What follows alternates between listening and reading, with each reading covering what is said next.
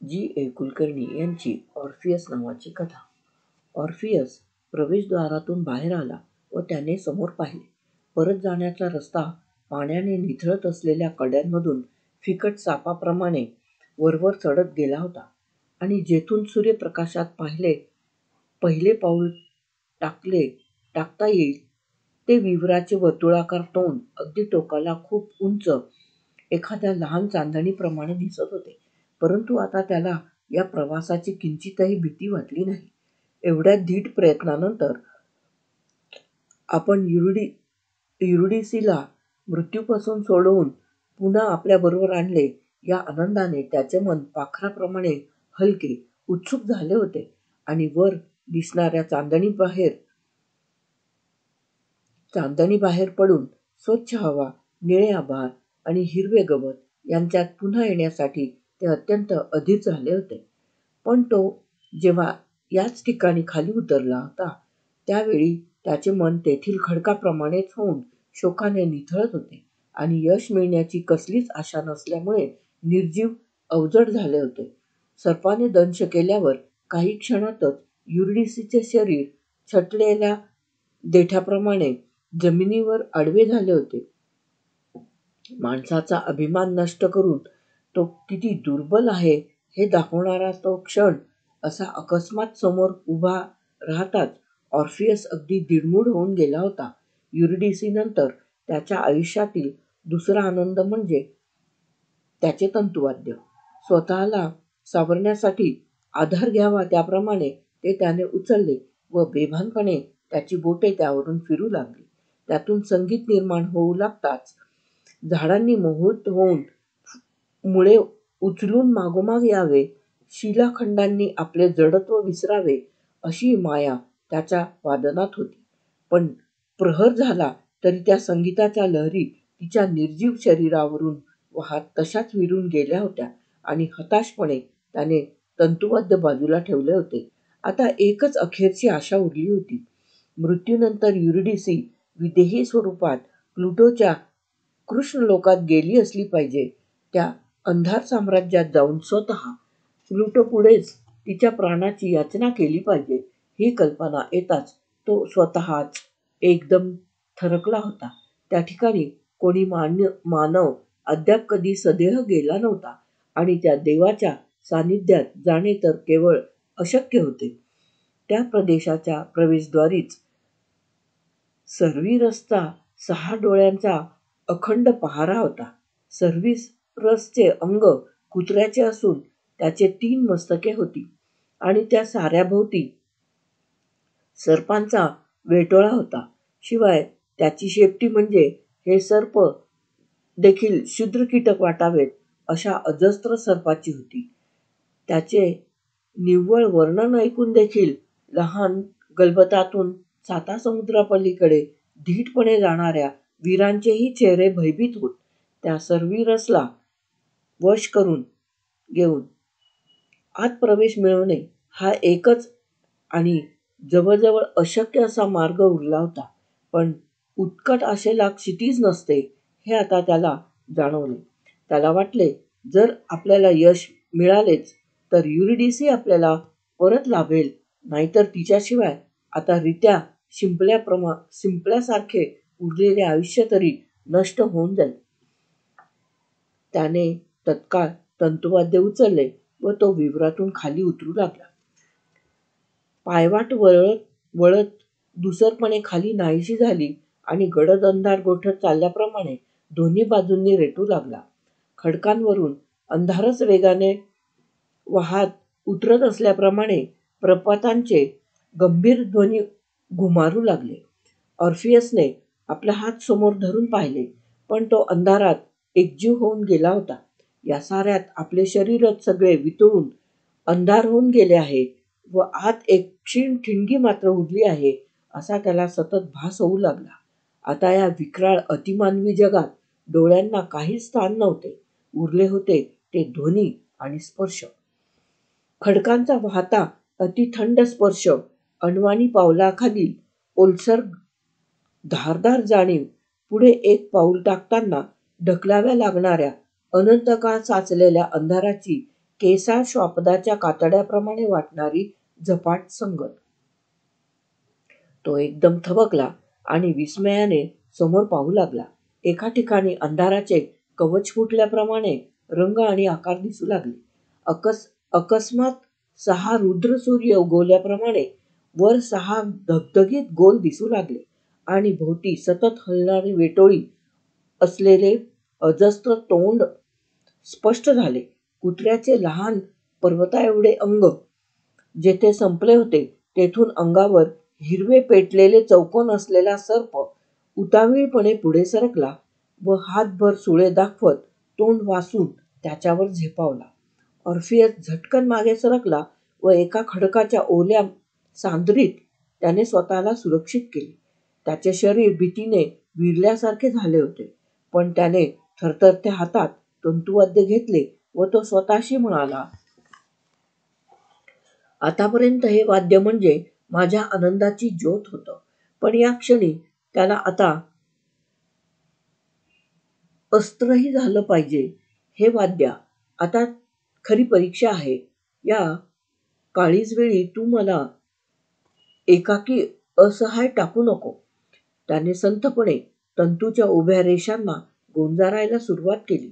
त्या घन अंधारात स्वरांच्या लहरीबरोबर नितळ सूर्यप्रकाश दिसू लागला. तोच सूर्यप्रकाश उकलून त्याच्या रंगछटा वाद्यातून निर्माण होऊ लागल्याप्रमाणे गीत प्रकट होऊ लागले. अंधाराच्या कडेला प्रथम लाल पाण्याची भरतीची लाट आली व ती संथ होऊन क्षितिजावर सोनेरी पसरली. मग गोल शिडांचे एक जहाज त्यावर प्रवास करू लागले. हळूहळू त्याचा प्रवास महान निळ्या सागरात विस्तारू लागला आणि सायंकाळी पुन्हा लाल ओहोटी येताच सोने, रत्ने यांनी ओझवून गेलेले जहाज आपला स्वप्न प्रवास संपवून क्षितिजाखाली निघून गेले आणि त्याची स्मृती डोळ्यांत ठेवून दीपस्तंभ मात्र रात्रभर एखाद्या तपस्व्याप्रमाणे खडकावर ध्यानस्थ राहिला. पाहता पाहता समोरील 6 सूर्य मावळल्यासारखे झाले. कुत्र्याची शेपटी असलेला सर्प अंग मागे ओढत वेटोळ्या वेटोळ्यांनी स्वस्थ झाला आणि त्याच्या पाठीवरील हिरव्या चौकटी विझून गेल्या. ऑर्फियसचे बोटे थांबली व वाद्य शांत झाले. तो पुढे सरकला व हलक्या पावलांनी प्रवेशद्वारातून आत आला. त्याने आत प्रवेश करताच घोंघावत असलेला वारा आक्रंदनाने भरून गेला व अदृश्य पंख भोवती फडफडत असल्याप्रमाणे तेथील बंदिस्त जीव त्याच्या भोवती कुजबुजू लागले. मला येथून सोडव. मला अद्याप जगायचं आहे. त्या जीवांच्या अतृप्त वासना, अपुरी स्वप्ने, त्यांच्यामुळे सारा अंधार एकदम कुंद झाला व ऑर्फियस त्यात बावरून गेला. जिवंत असता वैतागाने अनेकदा मृत्यूला साथ घालणारी माणसे मृत्यू खरोखरच आल्यावर पुन्हा त्याच दाहक आयुष्याकडे जाण्यासाठी हैराण होतात हे पाहून त्याला फार विस्मय वाटला व जे आहे ते मात्र नको ही भावना मानवी जीवनाचा शापच आहे की काय असे त्याला वाटून गेले. परंतु त्यांच्या असीम वेदनेने त्याची पावले जडावली व मन करुणेने भरून गेले. मृत्यूपूर्वी वेदना, मृत्यूत वेदना, मृत्यूनंतर वेदना आणि तरीही हे सगळे ज्याचा परिणाम आहे त्याच आयुष्याकडे पुन्हा परत जाण्याची एवढी आसक्ती या साऱ्यांबद्दल त्याला फार गूढ वाटू लागले. पण या साऱ्यातून त्यांना मुक्त करण्याचे सामर्थ्य आहे कोणाला? त्या क्षणी ऑर्फियसला स्वतःच्या क्षुद्रपणाची जाणीव झाली आणि कानात कुजबुजणाऱ्या प्रत्येक याचनेने त्याची शरम वाढू लागली. त्याची बोटे नकळत वाद्यावर फिरू लागली. अंधाराला पुन्हा संगीताचा कंप आला व त्याची लय वाढू लागताच उगारलेले फणे मिटून जावेत त्याप्रमाणे सारे तळमळणारे जीव संगीताने मुग्ध होऊन स्तब्ध झाले. पण या क्षणी मात्र त्याला आनंद झाला नाही. दुःखाचा नाश करण्याचे सामर्थ्य नसल्यामुळे आपण कपटी मोहक विस्मृती मात्र निर्माण केली असे वाटून उलट त्याला फार अपराधी वाटले आणि या वेदनेने जळणाऱ्या घोळक्यातच युरिडिसी देखील कोठेतरी असेल. या अनंत आवाजात तिचाही स्वर बोलत असणार हे ध्यानात येताच तर त्याला तेथे राहावेना तो घाईने पुढे गेला. आता पायाखालची जमीन सपाट झाली होती आणि ते एक भव्य सभागृह असल्याप्रमाणे भोवतालचे कडे उंच खांबाप्रमाणे रेखीव झाले होते. ऑर्फियस मध्यभागी येताच त्याच्या अंधाराचे डोळे त्याच्यावर खिळल्यासारखे झाले. ऑर्फियस मध्यभागी येताच साऱ्या अंधाराचे डोळे त्याच्यावर खिळल्यासारखे झाले. समोर एका विशाल आसनावर 2 आकृती बसल्या होत्या.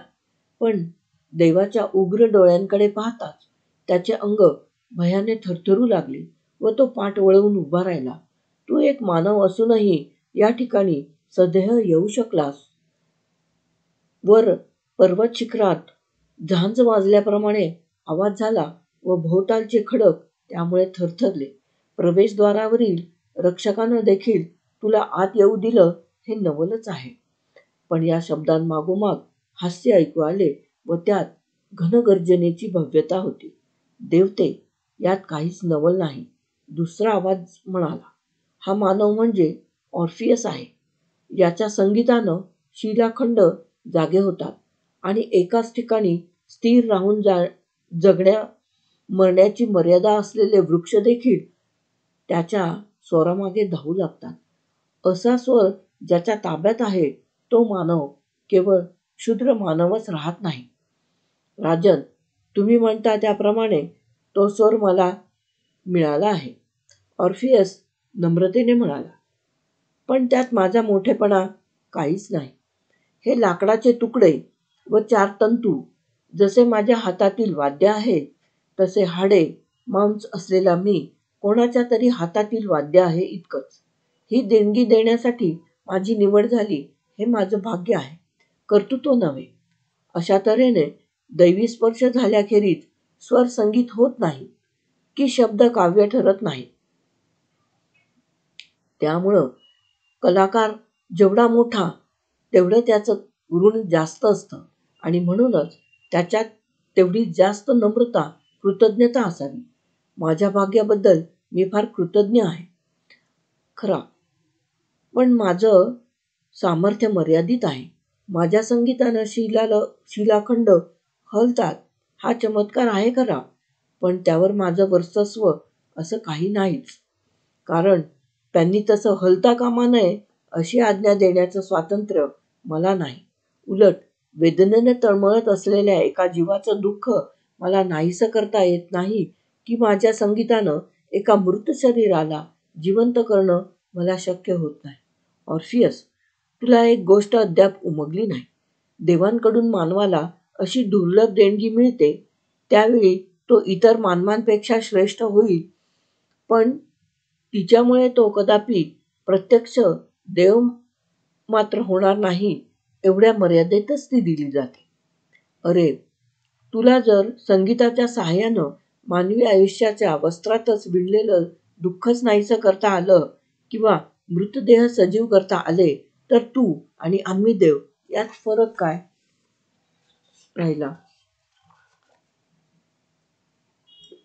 मग मृत्यू म्हणजे हरघडी होणारी पण सहज बदलता येणारी एक क्षुद्र घटना ठरली असती आणि नीतीच्या कठोर नियमांनाही काही सामर्थ्य उरलं नसतं.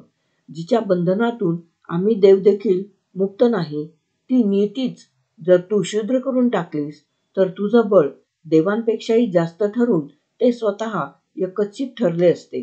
असली आत्मघातकी देणगी कोणता समंजस देव तुला देईल? पण स्वरांचं भरजरी रंगीत वस्त्र निर्माण करून तू माणसाच्या आयुष्याची भीषणता क्षणभर झाकू शकतोस, ही देखील फार मोठी शक्ती आहे. प्रत्यक्ष देवांनी देखील तुझी स्तुती करावी असं तुझं संगीत असेल तर मला ते ऐकायचं आहे, देवता म्हणाली.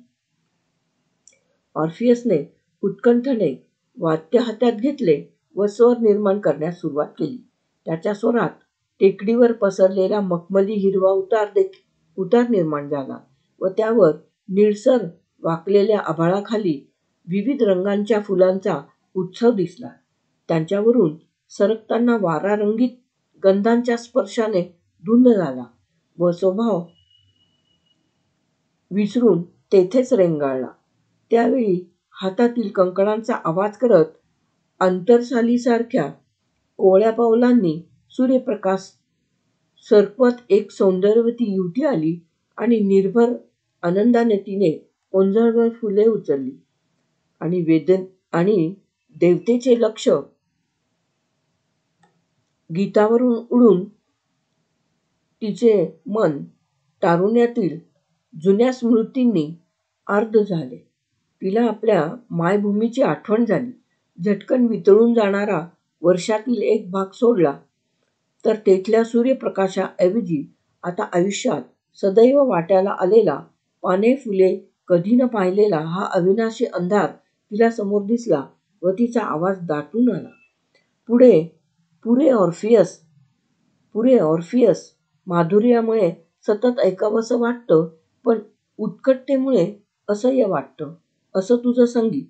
तुला मृत व्यक्तीला जिवंत करता येत नसेल, पण मृत दिवस मात्र तू पुन्हा जिवंत केलेस, ती म्हणाली. ऑर्फियस, तिला सतत यातना देत असलेलं दुःख तू जास्तच तीव्र केलंस, देव म्हणाला.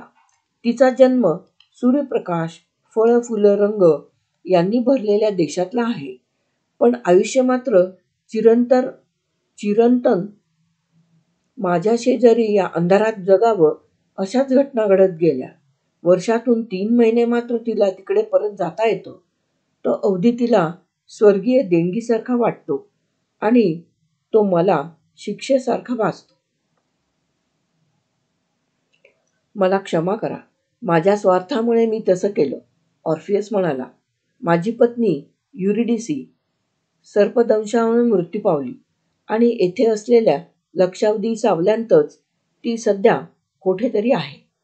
3 महिन्यांच्या ताटातुटीचा आम्हाला अनुभव आहेच, पण युरिडिसी सदैव अंधारात व मी सूर्यप्रकाशात, अशी चिरंतन ताटातूट मी कशी सहन करू?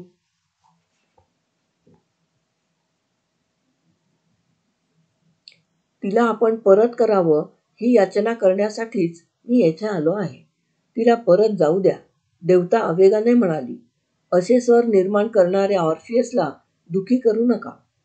पण ऑर्फियस, तू काय मागत आहेस याची तुला कल्पना आहे का? देव म्हणाला.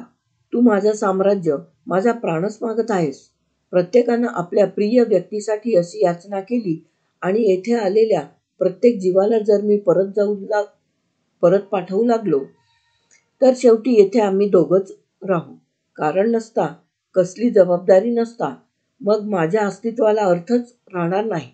म्हणजे तो माझ्या स्वतःच्या विनाशाचाच क्षण आहे, हे तुझ्या ध्यानात कसं येत नाही?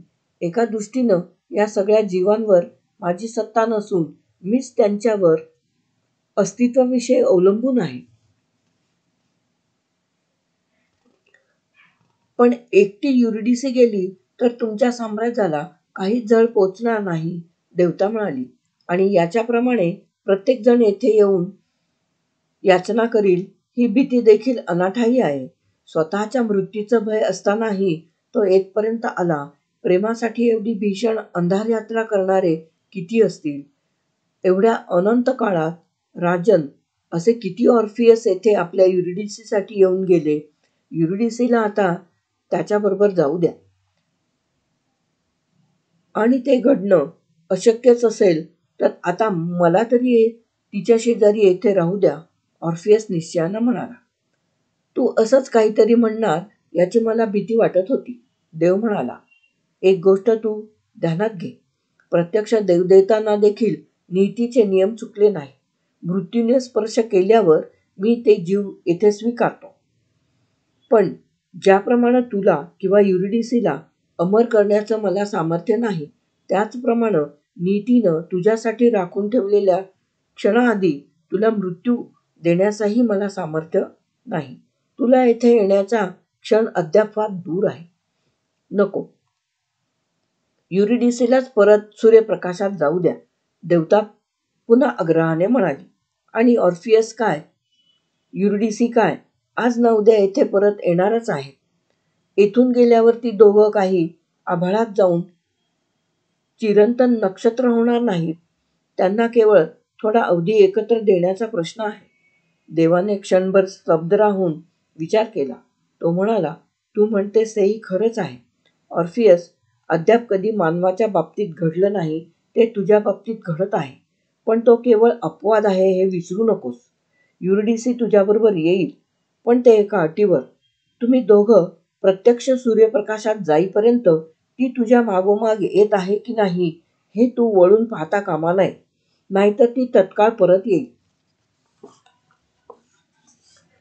वेलीत झरझर रस सोडून ती फुलांनी भरावी, त्याप्रमाणे ऑर्फियसचे मन आनंदाने भरून गेले. तो म्हणाला, राजेश्वरा, तुमच्या कृपेला मर्यादा नाही. युरिडिसी मला कायमची अंतरली होती. तिला पुन्हा मिळवण्याची संधी मिळाली असता मी मनावर तेवढा ताबा ठेवणार नाही असं कधी घडेल का? मला तुमची अट मान्य आहे. त्यावर देव काही बोलला नाही, पण देवता म्हणाली, ऑर्फियस, जा आणि सूर्यप्रकाशानं निथळत असलेल्या फुलांच्या सान्निध्यात सुखी राहा. पण त्या सूर्यप्रकाशात दररोज जास्त काही क्षण माझ्यासाठी घालव असं तू युरिडिसीला सांग, कारण ती माझाच एक भाग तिच्याबरोबर सूर्यप्रकाशात पाठवत आहे. कारण मी माझाच एक भाग तिच्याबरोबर सूर्यप्रकाशात पाठवत आहे. ऑर्फियसने तिला कृतज्ञतेने अभिवादन केले व तो पावलांना पंख फुटल्याप्रमाणे वर चढू लागला. उंच दिसणाऱ्या प्रकाश चांदणी बाहेर पडून स्वच्छ हवा, निळे आभाळ आणि हिरवे गवत यांच्यात पुन्हा येण्यासाठी त्याचे मन अत्यंत अधीर झाले होते. तो थोडा वेळ चढून आल्यावर मागे वळून न पाहता म्हणाला, युरिडिसी, तू नव्हतीस तेव्हा मला सर्वत्र तू दिसत होतीस. पालवी फुटलेलं एखादं झाड पाहिलं की वाटे तू आताच त्याला स्पर्श करून गेलीस. वाऱ्याच्या झुळकीनं लवलेली गवताची पाती पाहिली की वाटे तू आताच या वाटेनं गेलीस. तू गेल्यावर माझ्या तंतुवाद्यातील स्वरच नाहीसा झाल्याप्रमाणे घडलं होतं. गेल्या वसंत ऋतूतील तो प्रसंग तुला आठवतो? मी टेकडीच्या पायथ्याशी झऱ्याकाठी होतो व तू वर फुलं गोळा करत होतीस. मी तुला हाक मारताच तू तशीच फुलांच्या गालीच्या मधून धावत आलीस. तुझी पावलं जेथून धावली तेथे तुझ्या मागे एक पट्टा उमटत आला आणि तुझी पावलं पॉपीच्या पाकळ्यांनी लाल होऊन गेली होती. आणि तुला आठवतं, दुपारच्या मंदिर उभेत तू एका झाडाखाली माझी वाट पाहत बसली होतीस. तेव्हा फुलांत बसल्या बसल्या तुझा डोळा लागला. तेव्हा त्या झाडानं आपल्या पिवळ्या फुलांचा बहर इतक्या हातानं तुझ्यावर शिंपडला की तू प्रथम मला त्या फुलात दिसलीच नाहीस. भर वसंत ऋतूत ते झाड मात्र पूर्ण मोकळं होतं, तरी ते अत्यंत तृप्त वाटत होतं. हे तुला आठवतं? आता तर मला असले क्षण जास्तच उत्साहानं गोळा करायचे आहे. आयुष्यातील प्रत्येक क्षण म्हणजे केवळ काळाचा एक कण न करता एक सुगंधी अनुभव, एक चिरंतन स्मृती होईल, अशा तऱ्हेनं मला आता तुझ्यासह जगायचं आहे. होय, मला ते सारं आठवतं व आणखी देखील जास्त. मागून आर्तस्वरात युरिडिसी म्हणाली, पण ऑर्फियस, त्या हिरवट दिवसात आपण अगदी वेडे होतो, नाही? आता मला ते सगळं भाबडं, बालिश वाटतं. पॉपीची फुलं काही काळानं मातीदेखील होतील, मातीमोल होतील आणि त्यांच्या रंगांनी रंगलेली पावलं देखील अमर नाहीत. फुलांनी भरलेलं झाड काय आणि ती फुलं अंगावर घेणारी मी काय, दोघंही कधीतरी पान मोकळे होऊन आडवे होणार, हे त्यावेळी मला कधी जाणवलं नव्हतं. उत्कट आनंदाचे आपण गोळा करीत असलेले क्षण म्हणजे अखेर मृत्यूच्याच गळ्यात घालायच्या हारातील मणी आहेत, हे मला आता उमजत आहे. ऑर्फियस तिच्या शब्दांनी चमकला. वाहत्या पाण्यावर सूर्यप्रकाश असावा तशी आनंदी असणारी युरिडिसी अशी एकदम झाकोळलेली का झाली हे त्याला समजेना. त्याला वाटले त्या अंधाऱ्या जगातील तात्पुरत्या वास्तव्यानेही तिच्यात अंधार उतरलेला आहे. पण झाडांच्या पानांतून चाळून आलेला सूर्यप्रकाश अंगावर पडला.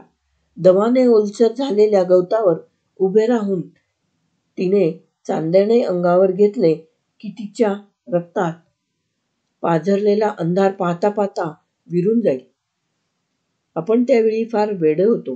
युरिडिसी पुढे म्हणाली. आपलं आयुष्य अनंत आहे या विश्वासानं आपण सुखात रमून गेलो.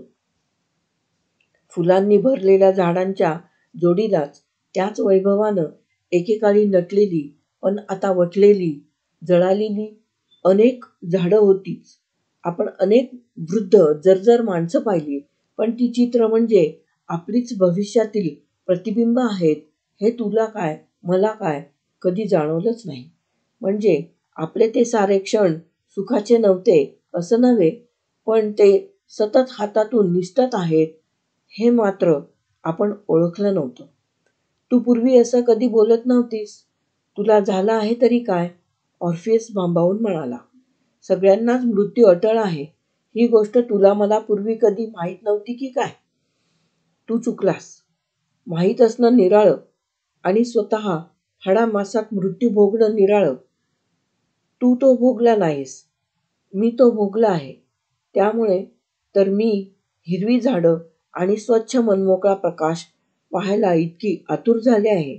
ओंजळभर सूर्यप्रकाश घेऊन तो प्यावा ही विलक्षण तहान आताच मला खरी समजली.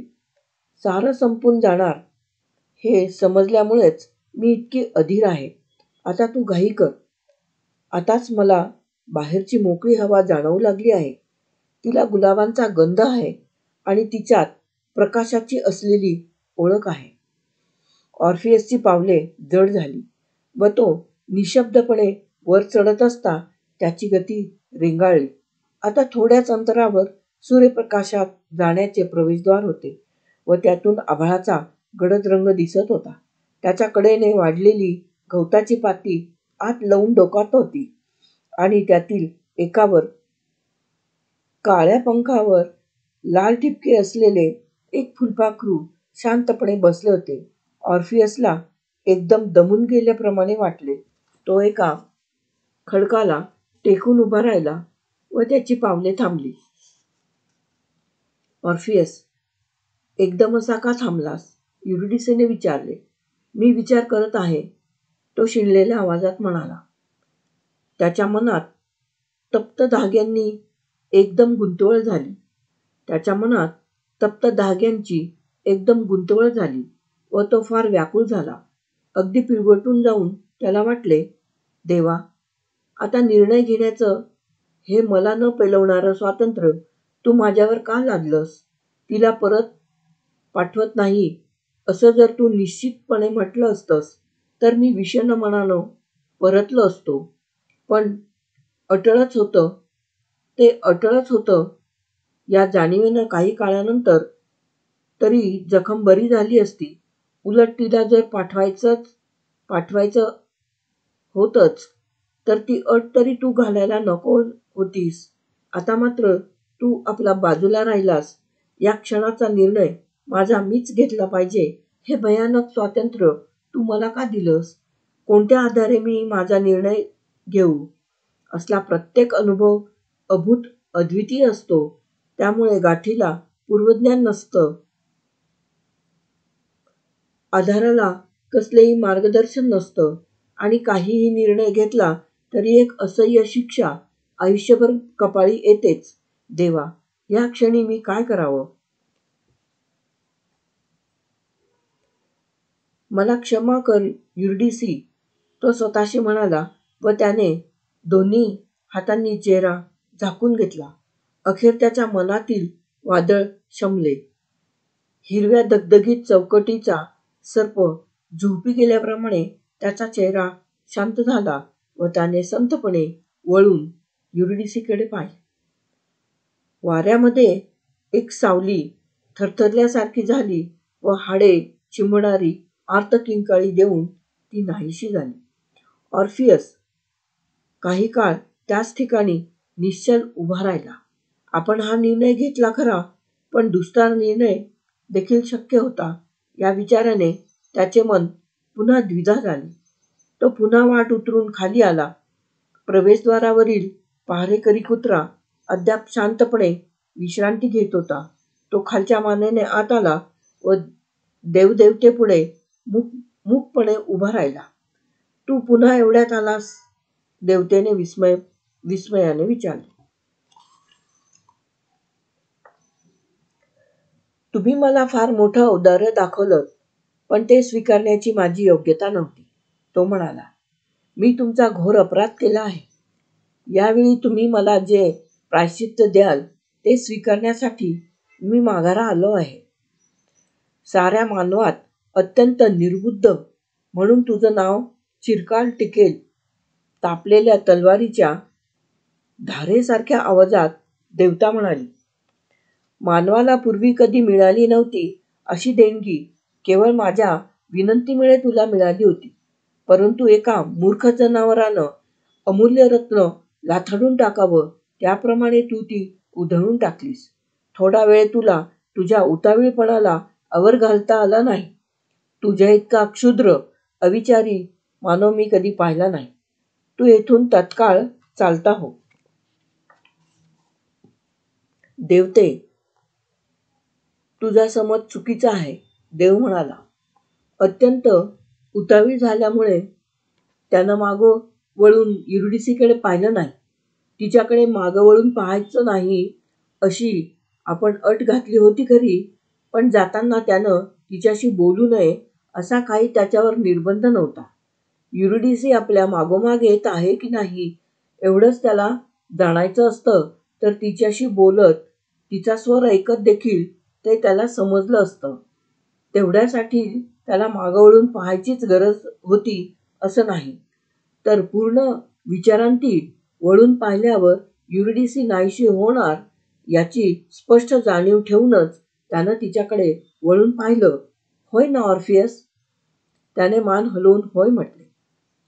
म्हणजे युरिडिसीनं नाहीसं होऊन परत या यातनास्थळी यावं म्हणून तू मुद्दामच मागे वळून पाहिलंस?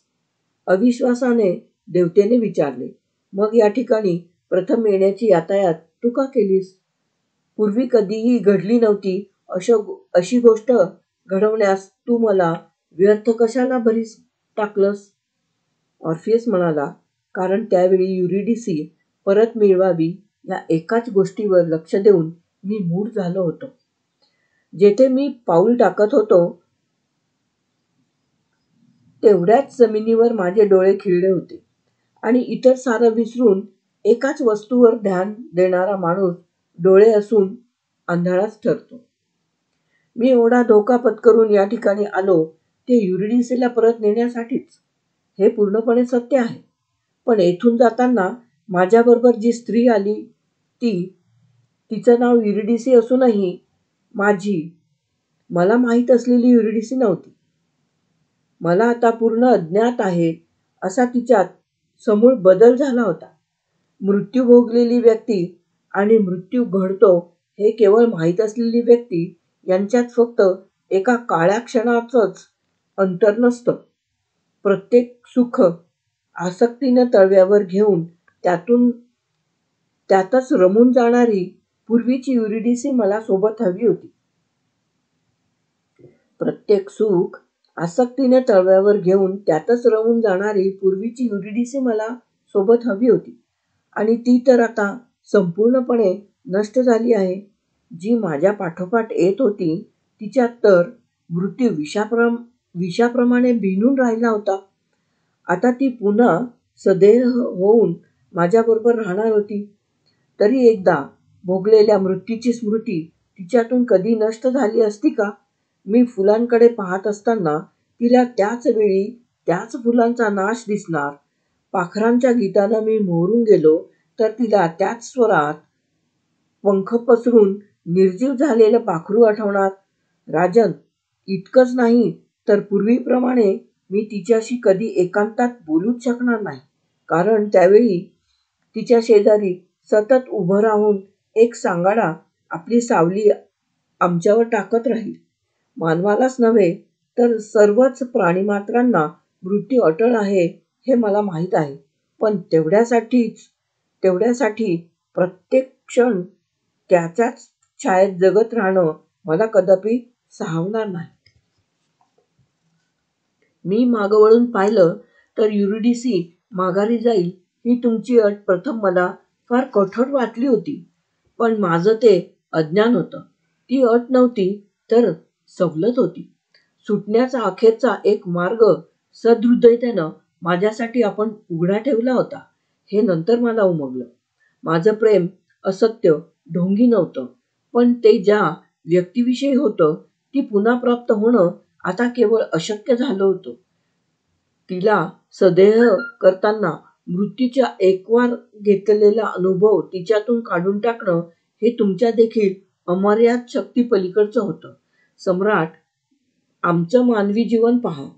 अद्याप त्या अंतिम क्षणाचा रोख अनुभव नसताना देखील आमच्यावर दुःखाचा काळिमा असतो. आमचा आनंद ओल्या पावलांनी येतो आणि भिजल्या डोळ्यांनी संपून जातो. त्यात भर म्हणून मी प्रत्यक्ष मृत्यूची ही छाया शेजारी कशी बाळगू? मी आता सकाळच्या कोवळ्या उन्हातलं प्रेम डोळ्यांत सूर्यास्त आर्तपणे साठवत असलेल्या युरिडिसीला कसं अर्पण करू? तिच्यात व माझ्यात आता अशी एक दरी निर्माण झाली आहे की आम्ही आता एकाच भूमीवर नांदू शकणार नाही. हा निर्णय घेताना मला सहज सुख झालं नाही.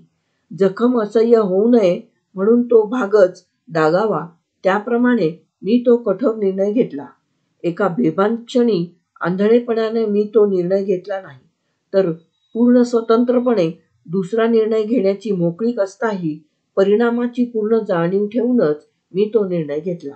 त्या क्षणाची जबाबदारी, त्याचं प्रायश्चित्त सर्वस्वी माझंच आहे आणि ते प्रायश्चित्त देखील तितक्याच स्वतंत्रपणे उघड्या डोळ्यांनी स्वीकारायला मी आपणहून येथे परत आलो आहे. आता तुला आणखी प्रायश्चित्त हवं कशाला? देवता क्रोधाने म्हणाली. या ठिकाणी तुझ्या कृत्यामुळे युरिडिसी सतत वेदनेने तळमळेल. तिचा आर्तस्वर तुला पृथ्वीवरील सर्व आवाजात ऐकू येत राहील. असला निर्णय घ्यावा लागणारा क्षण तुझ्या आयुष्यात आला हीच तुला शिक्षा आहे आणि ती तू भोगली आहेस. आता तू येथून जा आणि परत पुन्हा कधी माझ्यासमोर येऊ नको. ऑर्फियस शांतपणे जायला वळला तेव्हा देवाने म्हटले, थांब ऑर्फियस, क्षणभर थांब. अद्यापही युरिडिसी तुला प्राप्त होऊ शकेल, पण ते एका अटीवर. ऑर्फियसचा चेहरा पुन्हा व्यथित झाला. याचना करत तो म्हणाला, आता पुन्हा ते सारं नको. असं होणार नाही असं निक्षून सांगून अनिवार्य अशी आज्ञा द्या. पण पुन्हा एकदा स्वतंत्रपणे तसा निर्णय घ्यायची संधी किंवा शाप मला देऊ नका. एकाच आयुष्यात असले 2 क्षण मला पेलणार नाहीत. किंवा स्वातंत्र्याचा शापच द्यायचा असेल, जर मलाच जबाबदारीने पुन्हा निर्णय घेणं अटळच असेल, तर मी तो कोणत्या निकषाने घ्यावा हे समजण्यासाठी मला पूर्ण ज्ञानाचा आधार तरी द्या. देव किंचित हसला व म्हणाला, तुझी वेदना मला कळत नाही असा समज करून घेऊ नको. पण ऑर्फियस, तू म्हणतोस ते संपूर्ण ज्ञान, परिपूर्ण ज्ञान देवादिदेवाला तरी प्राप्त झालं आहे की नाही कोणास ठाऊक. जर परमेश्वर अगम्य आहे तर तो खुद्द स्वतःलाही अगम्यच आहे. म्हणजे तेवढ्यापुरतं त्याचंही ज्ञान अपूर्णच नाही का? अरे, परिपूर्ण ज्ञान म्हणजे का क्षितिजावर उगवलेले एक तेजस्वी नक्षत्र आहे की तिकडे बोट दाखवून कोणीही म्हणावं, हे पहा अंतिम ज्ञान? ज्ञान ही सतत घडत राहणारी एक प्रक्रिया आहे आणि म्हणूनच अंतिम ज्ञान या शब्दांना अर्थच नाही. परिपूर्ण झालं की ज्ञान मरतं आणि ज्ञान असेल तर ते परिपूर्ण होत नाही. माझंच पहा. मी तुला परत पाठवलं त्यावेळी माझं जे ज्ञान होतं त्यात तू पुन्हा आल्यावर थोडी भर पडली. तुझ्यापेक्षा जास्त कण माझ्याजवळ असतील इतकेच. माझं ज्ञान तुम्हा मानवांपेक्षा जास्त विस्तृत होत जाण्याची शक्यता आहे. याचं एकच कारण, म्हणजे मला तुमच्यासारखं काळाचं बंधन नाही. पण तू काय, मी काय, एका विश्वव्यापी प्रक्रियेतील अणुरेणू आहोत. आणि ही ज्ञानाची पहिली पायरी आहे.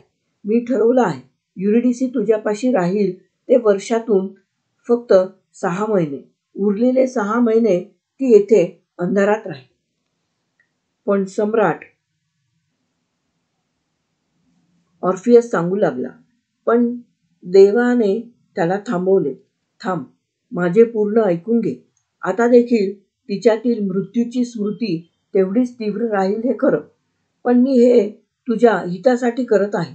तू जर एकटाच राहिलास तर वाहत्या क्षणिक सुखात रमून जाशील व ते सुख आणि ते उपभोगणारा तू दोघंही कधीतरी संपून जाणार याचं तुला भान राहणार नाही. असल्या तात्पुरता ओलाव्याला अंतिम ध्येय मानल्यानं आयुष्याला थिल्लरपणा येतो आणि मनोरंजन म्हणजे सुख असा भ्रम निर्माण होतो. युरिडिसी तुझ्या शेजारी असल्यास तुझ्या हातून असला वेडपणा घडणार नाही. तुला तुझ्या आयुष्याच्या क्षणभंगुरतेचं चांगलं भान राहील. आणि मी काय म्हणतो ते नीट ऐकून घे. याच भानामुळे तुझ्यातील सौंदर्यासक्ती जास्त उत्कट होऊन तुझं आयुष्य उजळून जाईल. क्षणभंगुरतेनं माणसाचं विषण्ण का व्हावं? क्षणभंगुरतेने माणसानं विषण्ण का व्हावं हेच मला समजत नाही. अरे, तो तर तुमच्या आयुष्याचा बोधस्वर आहे. अमर, चिरंतन असले शब्द तुम्ही बिनदिक्कत वापरता. पण तुमच्या बाबतीत तसले सगळे शब्द वायफळ आवाज आहेत. त्यांचा खरा अर्थ कधी तुम्हाला रक्तात जाणवणं शक्यच नाही. देवांनी आतील बी स्वतःसाठी ठेवून टरफल खाली टाकलं. ते उचलून आतील बी कसं असेल याची तुम्ही निष्फळ चर्चा करीत बसता इतकंच. अरे, सापाला स्वतःची थोडी थोडी लांबी असते. म्हणून स्वर्गपाताळामधील अंतर त्याच्या जाणीवेच्या कक्षेत थोडंच येणार आहे.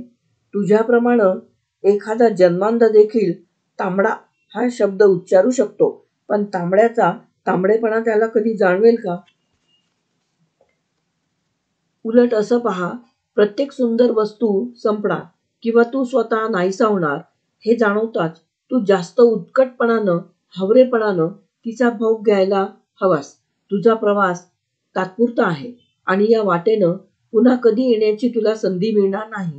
हे एकदा हाडात रुजलं की एखादं साधं रानफूल देखील स्वतःच्या गूढ अद्वितीय सौंदर्यानं तुला भारून टाकेल. ऑर्फियस, तू अनेक देवांना भेटला आहेस. त्यांपैकी एक तरी देव फुलझाडाकडे पाहत विस्मित डोळ्यांनी उभा आहे असं दृश्य तुला कधी दिसलं आहे? शक्यच नाही. कारण त्यांना घाई करण्याची गरज नाही. आणि आज नाही तर उद्या अशी सवय एकदा झाली की मग नसलं तरी चालतं हाच स्वभाव होऊन बसतो. आपल्या अनेक देवता पहा. त्यांना संतती तरी नसते किंवा झालीच तर ती त्यांच्या प्रणय क्रीडेचं अनिवार्य फळ म्हणूनच असते. एखादी देवता आपलं मूल कडेवर घेऊन त्याच्याकडे मातृप्रेमानं पाहत आहे असं तुला कधी दिसलं आहे? नाही. कारण स्वतः अमर असल्यामुळे आपल्यानंतर आपली खूण मागं ठेवण्याची इच्छा त्यांच्या मनाला शिवत सुद्धा नाही. मानवाच्या जीवनात ही भावना केवढी प्रबळ आणि सुखकारक आहे याचा विचार कर. सौंदर्यासक्ती आणि संतती प्रेम या 2 भावना तुमच्या आयुष्यातून काढून टाक आणि मग पहा, तुमचं आयुष्य मळक्या चिंधीसारखं होईल. आणि या दोन्हींचाही उगम क्षणभंगुरतेच्या जाणीवेतच आहे. उलट या उत्कट झालेल्या सौंदर्यदृष्टीमुळे तुला मृत्यूची भीती वाटणार नाही. तू सौंदर्याचा एक अनुभव वेचलास की मृत्यूच्या कृष्ण वस्त्रावर कशिद्याप्रमाणे एक आकृती उमटते. आणि ज्यावेळी तुझा स्वतःचा अटळ क्षण येईल त्यावेळी ते वस्त्र इतकं सुशोभित झालेलं असेल की ते अंगावर घेताना तुला भयापेक्षा तृप्ती वाटेल. आशेनं झालेली सुरुवात त्याच्या विस्तारात क्षणभंगूर म्हणूनच अतिउत्कट सौंदर्याचे क्षण आणि अंत्यक्षणाला तृप्ती यापेक्षा तुला आयुष्यात अधिक काय हवं? यापुढील तुम्हा दोघांचं आयुष्य पूर्वीप्रमाणे बाळसालीची कोवळी मुलायम कळा असलेल्या झाडासारखं असणार नाही हे खरं. आता त्याला वेडवाकडं वाढलेल्या खरबरीत सालीच्या सामर्थ्यशाली ओक वृक्षाचं रूप येईल आणि सूर्यप्रकाश दाहक होऊ लागताच खाली मान न टाकता ते धैर्याने त्याच्याकडे पाहत त्याला आपल्या खांद्यावर झेलू लागेल. तू विचार कर आणि माझी देणगी स्वीकार. ऑर्फियसच्या मनातील भोवतालच्या अंधाराचे प्रतिबिंब होऊन राहिलेला अंधार निवळून गेला व त्याच्या चेहऱ्यावर कृतज्ञता दिसू लागली. तोच युरिडिसी त्याच्या शेजारी येऊन उभी राहिली. ऑर्फियस म्हणाला, मला क्षमा कर. मी फार मोठा अपराध केला होता, पण तो आनंदानं नव्हे तर डोळसपणे केला होता. मला सुखाचा आभास उतावीळपणे स्वीकारायचा नव्हता. स्पष्ट रेखीव स्वरूपात येणाऱ्या दुःखापेक्षा सुखाची मायावी आकृती फार असह्य होते. आता आपणाला 6 महिने तरी स्वच्छ प्रकाशात घालवता येतील. आता माझ्याबरोबर चल. आपण समजूतदार डोळ्यांनी पुन्हा एकत्र राहू. बोलताना युरिडिसीचा आवाज कोवळा जरा नुकताच बाहेर येत असल्याप्रमाणे मृदू होता. ती म्हणाली, ऑर्फियस, मी सारं ऐकलं व उमगलं. तुझा निर्णय अतिशय कठोर होता. तो मला पाषाण हृदयी वाटत होता, पण तो अनिवार्यच होता हे मला आता उमगलं. नाहीतर आपल्या प्रेमावर अति ताण पडला असता. आपल्या आयुष्यात प्रेम आलं यातच कृतज्ञता मानायची सोडून मी नकळत त्याला अतिदिव्य देऊन त्याची पारख करणार होते. ऑर्फियस, मी सारं ऐकलं व उमगलं. तुझा निर्णय अतिशय कठोर होता. तो मला पाषाण हृदयी वाटला होता, पण तो अनिवार्यच होता हे मला आता उमगलं. नाहीतर आपल्या प्रेमावर अति ताण पडला असता. आपल्या आयुष्यात प्रेम आलं यातच कृतज्ञता मानायची सोडून मी नकळत त्याला अग्निदिव्य देऊन त्याची पारख करणार होते. आणि प्रेमाची अशी सत्व परीक्षा पाहणं ही गोष्ट मानवांच्या बाबतीत अत्यंत उद्धटपणाची आहे. मी मृत्यूची वेदना भोगली खरी, पण प्रत्येक वेदनेनं जी एक नवी जाण निर्माण होते ती मात्र मला लाभली नव्हती. म्हणून मी केवळ माझाच विचार केला. केवळ माझ्याच सुखासाठी मी हवरी झाले. पण आता या क्षणी मात्र मला तुझ्या इतकाच कठोर निर्णय घेणं भाग पडत आहे. देवाचे शब्द भव्य आहेत, पण माझ्यासारख्या सामान्य आवाक्याच्या स्त्रीला ते झेपणार नाही. पाण्यावरून ज्याला सहजपणे चालतही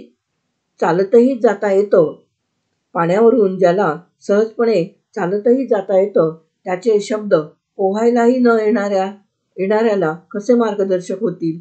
एकदा मी तुझ्याबरोबर प्रकाशापर्यंत आले होते, पण तुला मला परत पाठवावं लागलं. आता तू मला बरोबर बोलावत आहेस, पण आता तुला एकाकीच परतावं लागणार आहे. ऑर्फियस, मी तुझ्याबरोबर येणार नाही. ऑर्फियस तिच्याकडे विस्मयाने पाहतच राहिला. तो म्हणाला, तुझी निराशा मी समजू शकतो, पण तेवढ्यानं तू आततायी निर्णय घेऊ नकोस. संपूर्ण वर्षाची अभिलाषा असता त्यातील केवळ अर्धाच भाग तुझ्या वाट्याला आला यात मला समाधान नाही की तुलाही नाही हे खरं. पण आता त्यालाच सुख म्हणून आपण जपलं पाहिजे.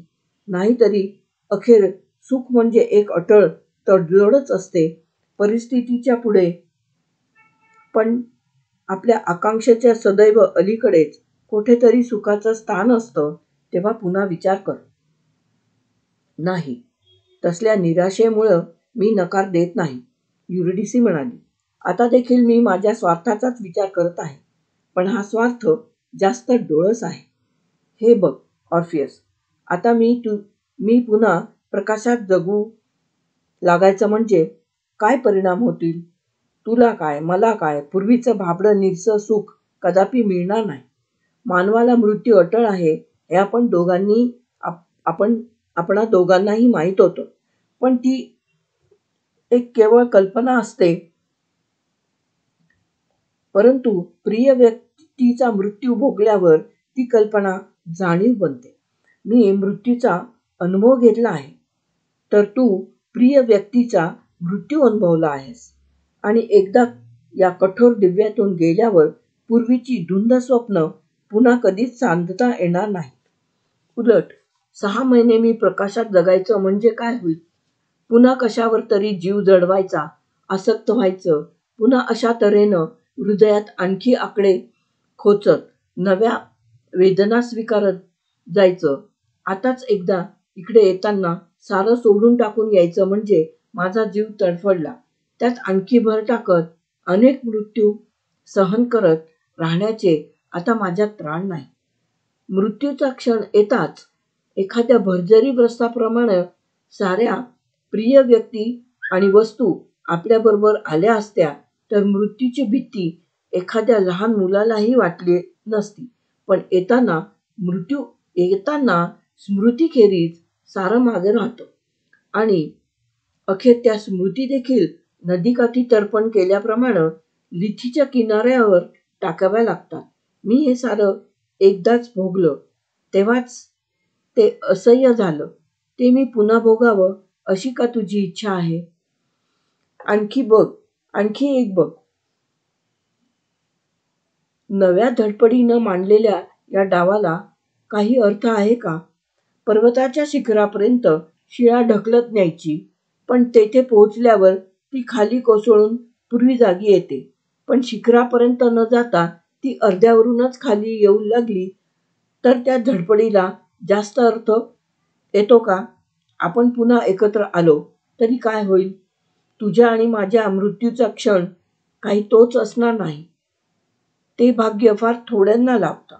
जर मी तुझ्या आधी कायमची इकडे आले तर सध्या जे घडलं तेच पुन्हा घडणार.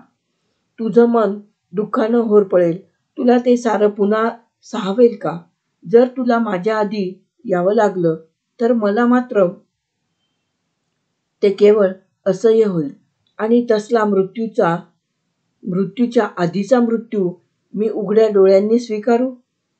ऑर्फियस, आता पुन्हा काहीही पूर्वीसारखं सांधलं जाणार नाही, हेच खरं. मग थोड्या अनिश्चित सुखासाठी अनंत असह्य अशा निश्चित दुःखात आपण कशासाठी गुरफटून जायचं? तू आणि मी एक गोष्ट आता धीटपणे उमगली पाहिजे. मृत्यू हा एकच सत्य क्षण आहे व त्यावर रूपक उत्प्रेक्षांची वस्त्र क्षणभर देखील न टिकता तत्काळ जळून जातात. आता तू इकडे कधीतरी येशील, पण मला मात्र तुझ्याकडे येणं केवळ अशक्य आहे. कारण मला मृत्यूच्या अनुभवाची नवी, न विसरता येणारी, न भरून येणारी जखम झाली आहे. जखम आणि त्याचवेळी तिच्यात निर्माण झालेला अनिमिष नवा डोळा. आता तू जा, पण त्याआधीच मी येथून अन्यत्र जाईन, कारण तू परत जात असलेला मला पाहवणार नाही. पण ज्यावेळी तुला इकडे यावंच लागेल त्यावेळी मात्र तू येत असलेला पाहण्यासाठी मी या अंधारात तुझी सतत वाट पाहीन. ऑर्फियस भानावर आला व विषण्ण मनाने तो प्रकाशाच्या टिंबाकडे वळत वर गेलेल्या वाटेने परतू लागला. तो दूर निघून गेल्यावर देवता म्हणाली, स्त्री काय, पुरुष काय, मानव म्हणजे एकंदरीनं डोळ्यांच्या बाहुल्या उफराट्या असलेला एक प्राणी आहे, हेच खरं. ती एवढ्या आसक्तीनं प्रकाशाकडे प्रथम धावली होती, पण तेथे अर्धवर्ष राहण्याची संधी मिळाली असता तिनं ती शांतपणे लाथडली. एकदा यानं सुखाकडे पाठ फिरवली तर दुसऱ्या खेपेला सुखानं त्याच्याकडे पाठ फिरवली. एकदाच अशी संधी मिळायला मानवाला दुर्मिळ भाग्य लागतं, पण दोनदा संधी मिळूनही रिताच राहिलेला हा माणूस मात्र अत्यंत बुद्धिहीन आणि दुर्दैवी असला पाहिजे. देवाने एक निश्वास सोडला व तो शांतपणे म्हणाला, नाही देवते, ती दोघंही शहाणी आहेत. कारण त्या दोघांनाही आपल्या मर्यादा त्या दोघांनीही आपल्या मर्यादा ओळखल्या आहेत. यालाच कदाचित ज्ञान देखील म्हणता येईल. वाट्याला अमर्याद दुःख, पण ते सहन करण्याची मर्यादित शक्ती, अपार आकांक्षा, पण त्या साध्य करण्यासाठी क्षीण सामर्थ्य. सावल्यांच्या जगात त्यातल्या त्यात कमी चंचल अशा सावल्यांचा आधार घेत जीवन जगण्याचा कपाळी आलेला शाप. अमृतबीज पेरूनही हाती विषफळच पडण्याची बाधा असा हा मानवी मानव. आपल्याला यापैकी कशाचाच ताप नाही. त्याचं कोणतंच अग्निदिव्य आपणाला कधी भोगावं लागत नाही.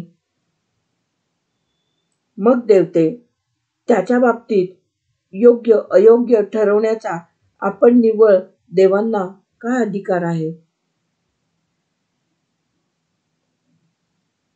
एखाद्या भीषण शापदाच्या डोळ्यांसमोरून काजवे उडत गेल्याने त्याला क्षणभर प्रकाशबिंबे दिसून नाहीशी व्हावेत, त्याप्रमाणे ते शब्द अंधारात तरंगले व ते लगेच विरून जाताच दाट अंधार निरुत्तर आणि पूर्वीप्रमाणेच निश्चल झाला.